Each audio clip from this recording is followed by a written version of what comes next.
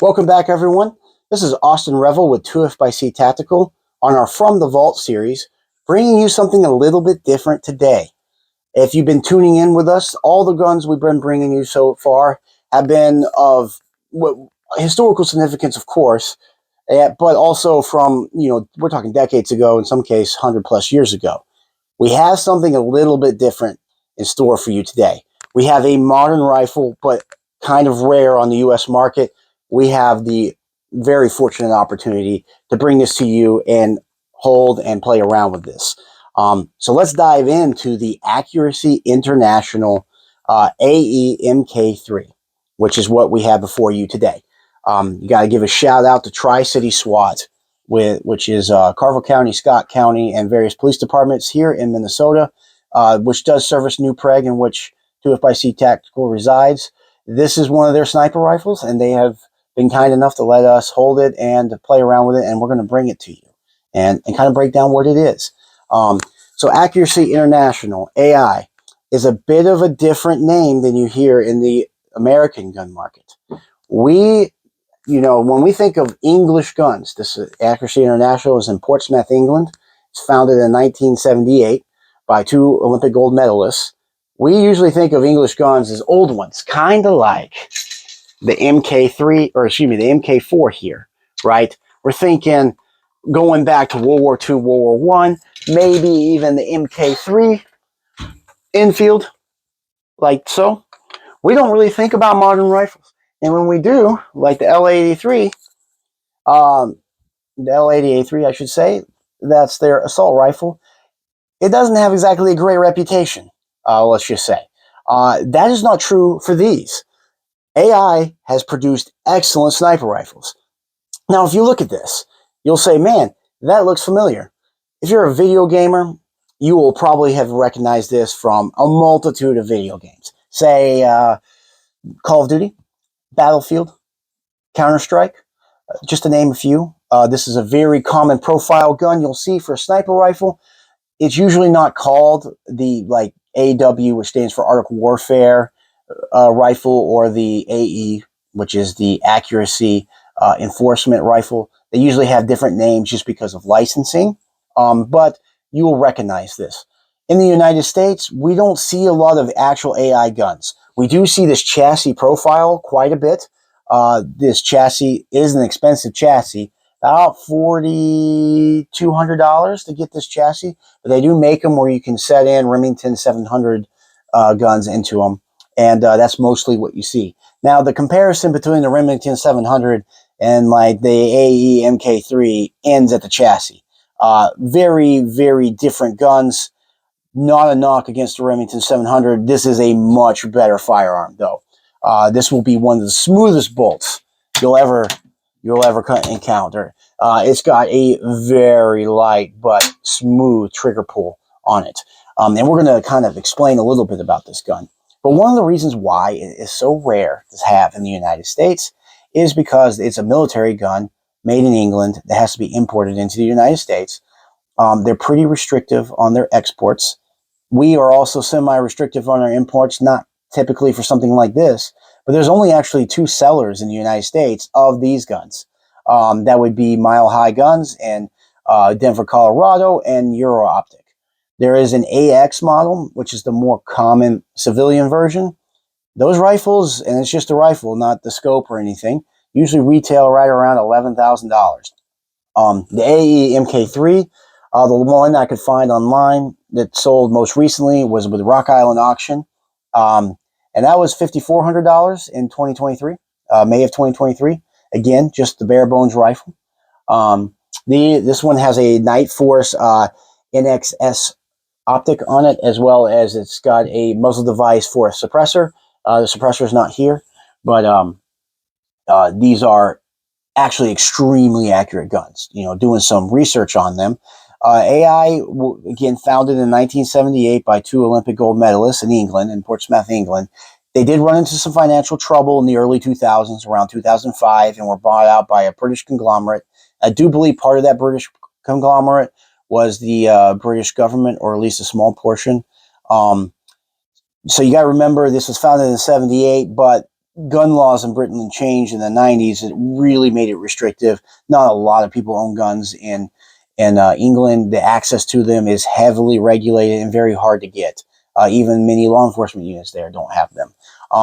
With that being said, the interesting thing about AI was they did kind of make a name for themselves in the sports shooting and especially competition shooting realm, but because of the financial issues they were having in the early 2000s, they kind of got a negative reputation for their customer service. So these kind of fell out of favor. Currently, they employ about 92 people as of 2022. So they're not a huge company by any means. They do have an $11 million contract with the British government for rifles for the like SAS and their military. It's the L11880, I believe, is the British military designation. These do serve in the Swedish military as well as the Australian military. There are some variants that may have trickled their way into special forces as well here in the United States.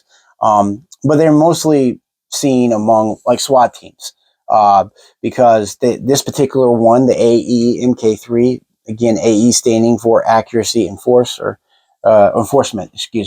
was designed specifically for law enforcement purposes.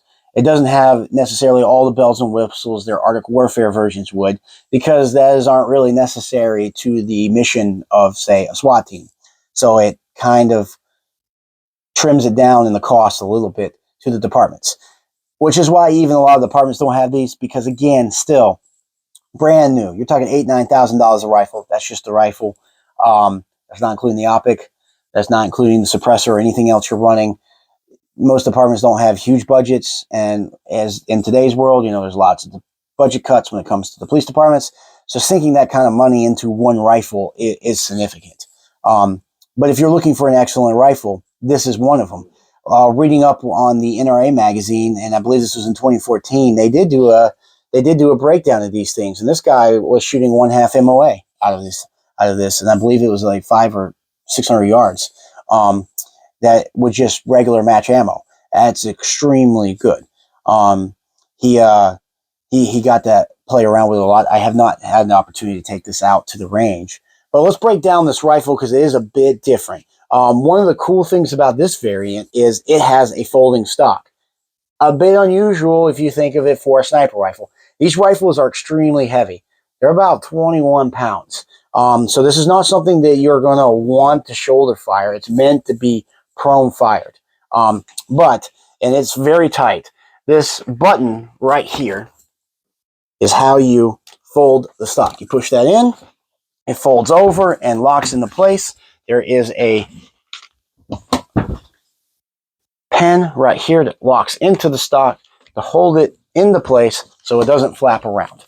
Why would you want a folding stock on a sniper rifle? Well, the folding stock specifically was designed for the airborne when they're jumping out of airplanes, or they can shorten the overall length of the rifle to make it easier on them. That was specifically why it was done. It's very cool to see on a sniper rifle. Don't see it that often. It does have an adjustable cheek rest. You just loosen these two screws here, and you can raise and lower your cheek rest however you want it to be. It has a very large butt pad right here to help with the recoil, though with it being prone and so heavy, I would imagine the recoil is actually not too bad on this. They do make these in a variety of calibers. The most popular one is the 7.62 by 5.1 millimeter, which this one is. You can see that right here, or 308. You will see a Royal British proof mark right there.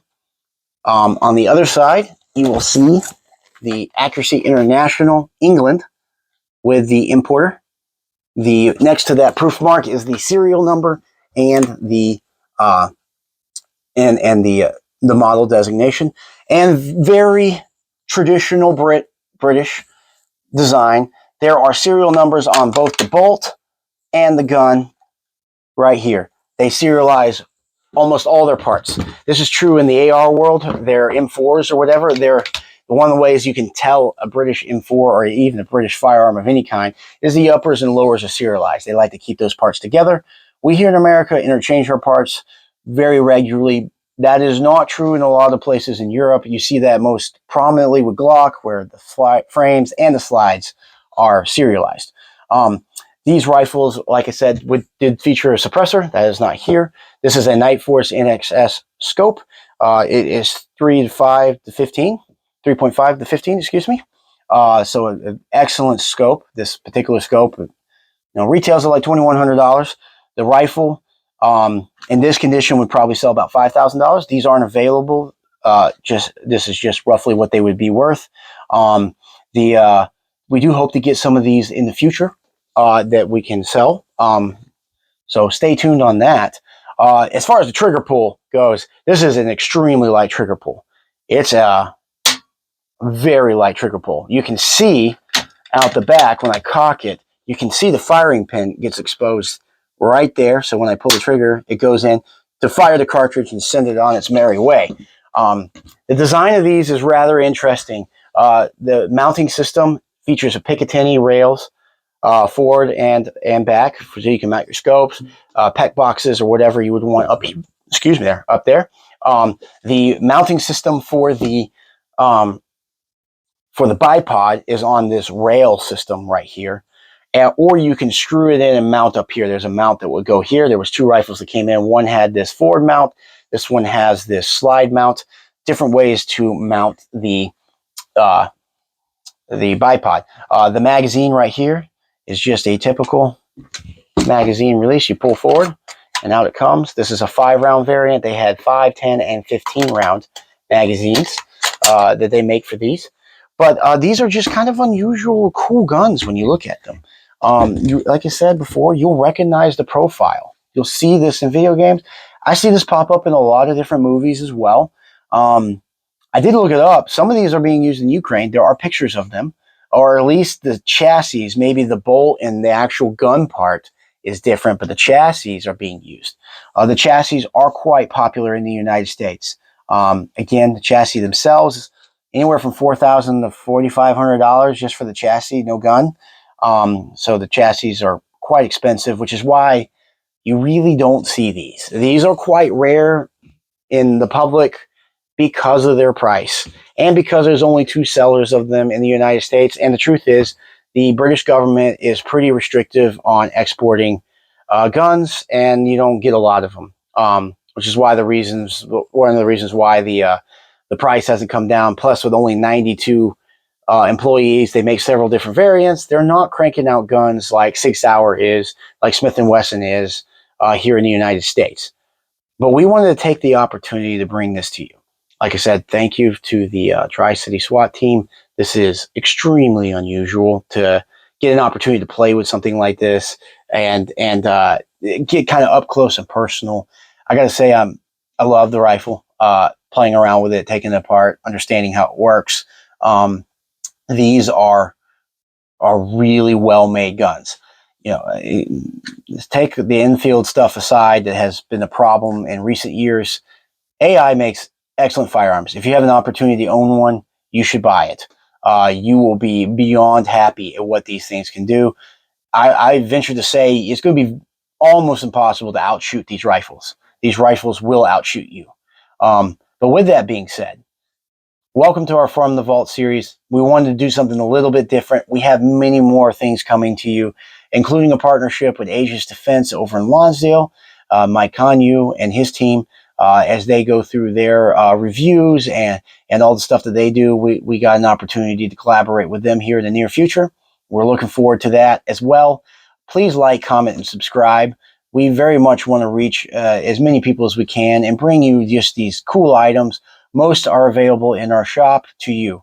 Every now and then we'll have something like this that is not, but we do want to highlight what it is and show it off because guns are awesome, especially when you get to see some in real life that maybe you have seen in a video game or in a movie from afar. But till next time, we'll see you then.